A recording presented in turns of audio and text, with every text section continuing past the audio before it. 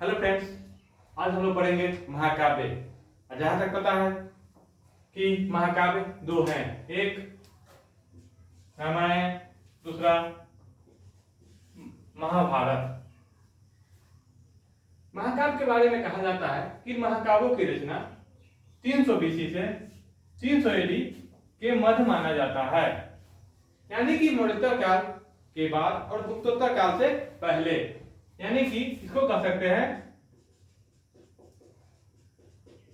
मौर्योत्तर काल के बाद, मौर्योत्तर काल में और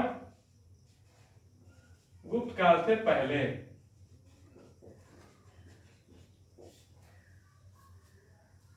मतलब पूर्ण रामायण और महाभारत की रचना इसी काल में की गई।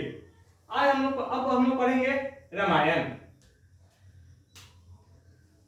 आजकल के जो जनरेशन है उसके लॉकडाउन होने के कारण रामायण आजकल घर घर में चल रहा है, जिसके कारण लोगों के पास रामायण का पूरा नॉलेज है। जैसे इसके रचनाकार महर्षि वाल्मीकि, इसकी भाषा संस्कृत। वाल्मीकि साहब ने यानी महर्षि वाल्मीकि ने जो रामायण लिखे थे उनमें मात्र 6000 श्लोक थे, जो कालांतर में बढ़ते बढ़ते 12000 हुए और अंत में जब यह महाभारत रामायण पूरा हुआ तो 24000 हो गया। यानी कि वर्तमान में जो रामायण है उसमें कुल कितने श्लोक है? 24000।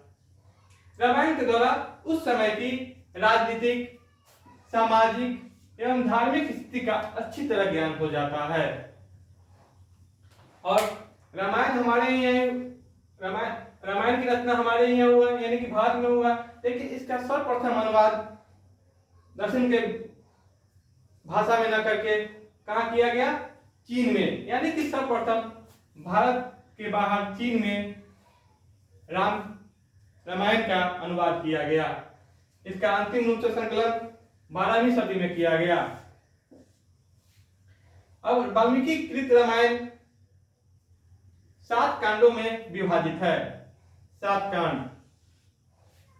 एक बाल कांड, जिसमें जन्म से संबंधित और बचपन का उल्लेख है। दूसरा अयोध्या कांड, यह आपको युवा अवस्था का उल्लेख है और इसी में आपको मिथिला का वर्णन और मारिच का संहार नहीं, वो मारिच को जो दूर भेजते हैं वो वाला कहानी इसी में आता है। अन्य कांड, जब पुरुषोत्तम राम यानी महाराजा पुरुषोत्तम राम को 14 वर्ष का वनवास मिलता है,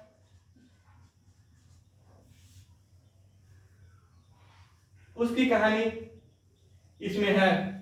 और किष्किंधा कांड, जब राम जी जाते हैं सुग्रीव के पास सहायता के लिए, तो इसका जो वर्णन किया गया हो किष्किंधा कांड में किया गया है। सुंदर कांड, यह भक्त और भगवान के बीच का एक सुंदर अध्याय है। भक्त और भगवान, यानी कि भक्त आप समझ ही गए होंगे कौन, यानी कि हनुमान।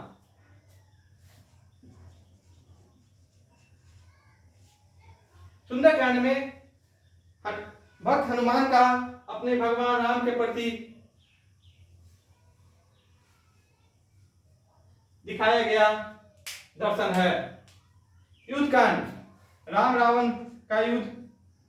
उत्तरकांड, ये इसमें आपको अयोध्या आने के बाद जो राम लव कुश का वर्णन है, सीता का त्याग, सब इसी में वर्णन है। तो इस प्रकार हम लोग देख रहे हैं कि वाल्मीकि कृत रामायण 7 खंडों में विभाजित है। एक एक खंड करके इसकी एक एक कहानी कही गई हुई है। इस कथा की जो ऐतिहासिकता है वो बहुत ही संदिग्ध है, लेकिन तब पर भी इस महाकाव्य से पूरे भारतीय समाज के सामने एक आदर्श प्रस्तुत होता है। और हम लोग आजकल भी एग्जाम्पल में ही कहते हैं कि पुत्र हो तो कैसा, राम के जैसा। पुत्र हो तो राम के जैसा, पुत्री हो तो सीता की जैसी। बस हम लोग के पास यही कहावत है कि पुत्र हो तो राम के जैसा, और पुत्री हो तो सीता के जैसा, और पत्नी हो तो सीता के जैसा, और पति भी हो तो राम के जैसा। लेकिन कोई ये नहीं कहता कि पुत्र मेरा राम है तो हमको क्या बनना पड़ेगा, दशरथ, और पुत्री सीता है तो हमको क्या बनना पड़ेगा, जनक। और कोई ये नहीं कहता कि मेरी पत्नी सीता है तो हमको क्या बनना पड़ेगा, राम। नहीं। और जब हम राम, और जब पति राम चाहिए तो हमको क्या बनना पड़ेगा, सीता। बस हम सिर्फ दूसरे से अपेक्षा करते हैं और अपनी बात नहीं सुनते हैं। लेकिन तब पर भी आजकल पूरे भारतीय समाज के सामने यह बेहतरीन आदर्श के रूप में प्रस्तुत है। यह भारतीय समाज को एक रास्ता दिखाने का काम करता है। अब हम लोग पढ़ेंगे महाभारत। महाभारत विश्व का सबसे बड़ा महाकाव्य है और यह दूसरा प्रमुख महाकाव्य है। यानी कि पहले महाकाव्य कौन है, प्रमुख रामायण, दूसरा महाभारत, और यह विश्व का सबसे बड़ा महाकाव्य है। यह सबसे इंपॉर्टेंट है कि विश्व का सबसे बड़ा महाकाव्य है। इसकी रचना महर्षि वेदव्यास ने की थी। ऐसे महाभारत में मूलतः 8800 श्लोक ही थे। तब इसका नाम जय संहिता था, जय संहिता, जिसे विजयी संबंधी ग्रंथ कहा जाता था। बाद में श्लोकों की संख्या बढ़कर 24,000 हो गई। कितनी, 24,000। और भरत, क्योंकि राजा भरत के वंशजों की कथा था इसलिए यह कहलाया भारत।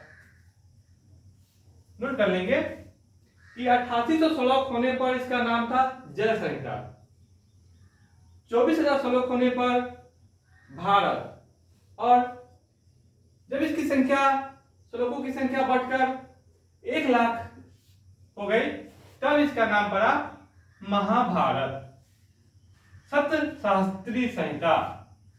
अगर देखा जाए मूल रूप से तो जय संहिता पहला नाम, बीच का नाम भारत, और सबसे बड़ा अंत में महाभारत।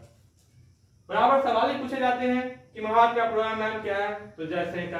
अगर क्वेश्चन पूछ दे कि 24,000 श्लोक होने पर इसका नाम क्या था, तो भारत, तो फिर यह सोचिए कि भारत इसका नाम क्यों पड़ा, क्योंकि यह किसकी कथा थी, महाभारत किसकी कथा थी, तो राजा भरत के वंशजों की। ये राजा भरत कौन था, जिसके नाम पर हमारे देश का नाम भारत पड़ा। इसके लिए एक अलग हम लोग चैप्टर ही बनाए हुए हैं। इसमें शकुंतला, राजा दुष्यंत और भरत की कहानी बताएंगे। महाभारत का अगर उल्लेख सर्वप्रथम कहाँ मिलता है, तो ये सूत्र साहित्य से, यानी कि अश्वलायन गिरी सूत्र साहित्य से मिलता है। और महाभारत, बराबर सवाल भी पूछे गए हुए हैं कि महाभारत में कुल कितने पर्वों का वर्णन है, तो महाभारत में कुल 18 पर्वों का वर्णन है। और सबसे बड़ी बात है कि महाभारत का जो युद्ध था वो भी 18 दिन ही चला था, इसलिए इसमें 18 पर्वों का वर्णन है। महाभारत से तत्कालीन राजनीतिक, सामाजिक, धार्मिक स्थिति का ज्ञान होता है। महाभारत से तत्कालीन राजनीतिक, सामाजिक, धार्मिक स्थिति का ज्ञान होता है। क्योंकि यह महाकाव्य होते हुए भी, महाभारत महाकाव्य होते हुए भी इसमें शक, यवन, पारसिक, हुन आदि जातियों का उल्लेख किया गया है, जिससे यह पता चलता है कि इसकी रचना का समय काल का भी पता चलता है। ठीक है, एक गुप्त काल अभिलेख से जानकारी मिलती है कि महाभारत में कुल कितने श्लोक है, 1,00,000 श्लोक है। अब यहाँ पर बड़ी अजीब कहानी है। एक वकील से पूछा गया कि महाभारत और रामायण में क्या अंतर है, रामायण और महाभारत में क्या अंतर है। तो अब जिससे पूछेगा वो जिस पेशा से जुड़ा होगा उसका जवाब उस पेशा के अनुसार ही होगा। जैसे किसी साधु से पूछेगा तो बोलेंगे भगवान राम की भक्ति है, भगवान राम, हनुमान, सीता, दशरथ, पिता पुत्र, भाई बहन आदि की क्या है? यह आदर्श है। महाभारत क्या है? यह भारतीय सभ्यता संस्कृति का क्या है?